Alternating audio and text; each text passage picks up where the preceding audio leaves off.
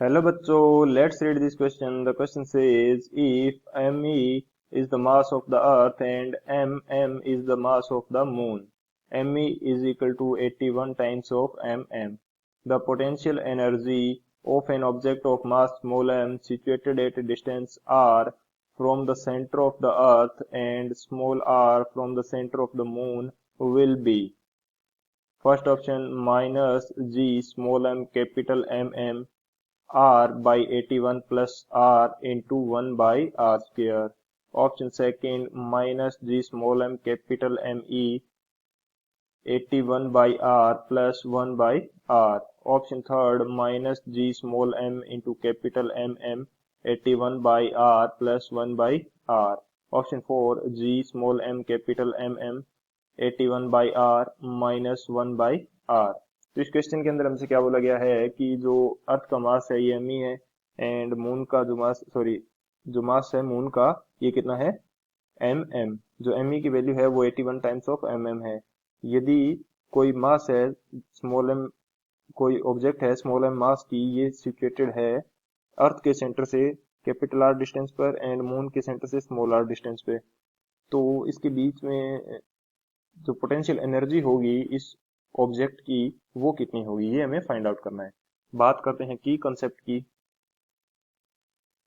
तो जो की कंसेप्ट है इस क्वेश्चन के लिए ये क्या हो जाएगा, हम देखते हैं अभी कोई स्मॉल एम मास की कोई ऑब्जेक्ट है तो उसके ऊपर उसकी जो पोटेंशियल एनर्जी है वो कितनी होगी, ग्रेविटेशनल पोटेंशियल एनर्जी। तो हम बात करते हैं gravitational potential energy. Gravitational potential energy ये हमारे पास कितनी होगी।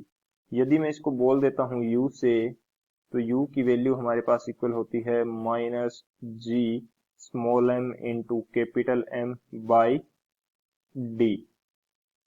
यहाँ पे कैपिटल G ग्रेविटेशनल कांस्टेंट है, स्मॉल m ऑब्जेक्ट का मास है and capital M mass of the planet है and D is the distance between the centre of planet and object. ये हमारे पास की कंसेप्ट हो गया। इस की कंसेप्ट की हेल्प से इस क्वेश्चन को सोल्व करते हैं।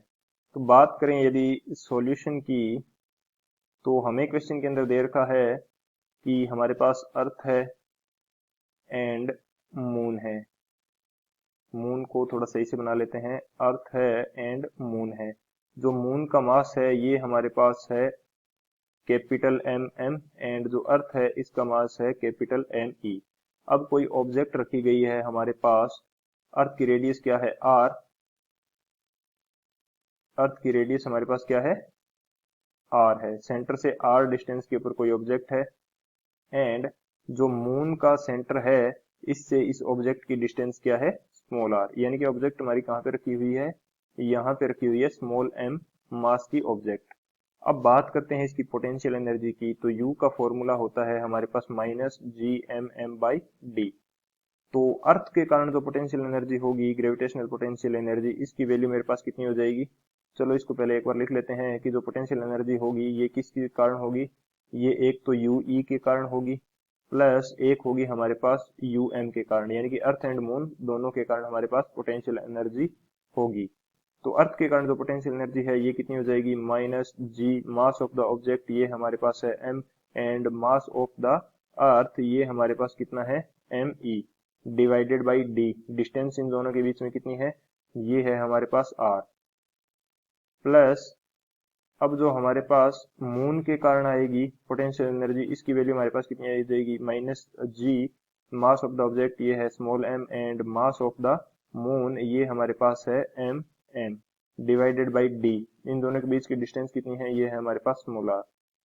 तो यदि इसको सोल्व करें तो हमारे पास वैल्यू क्या आ जाएगी, वैल्यू हमारे पास आ जाएगी minus G small m and ME की वैल्यू कितनी है 81 times of capital M by r and ये मेरे पास आ जाएगा minus G M capital M by r।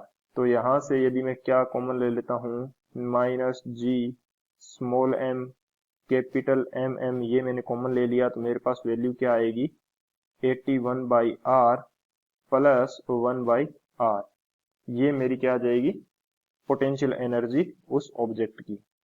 ये मेरा फाइनल आंसर हो जाएगा। बात करते हैं ऑप्शन की, कौन सा ऑप्शन हमारे लिए करेक्ट हो जाएगा। तो जो ऑप्शन थर्ड है -g small m capital M m 81/r plus 1/r, ये हमारा करेक्ट हो जाएगा। So option third is the final answer. I hope you understood it well. Best of luck. Thank you.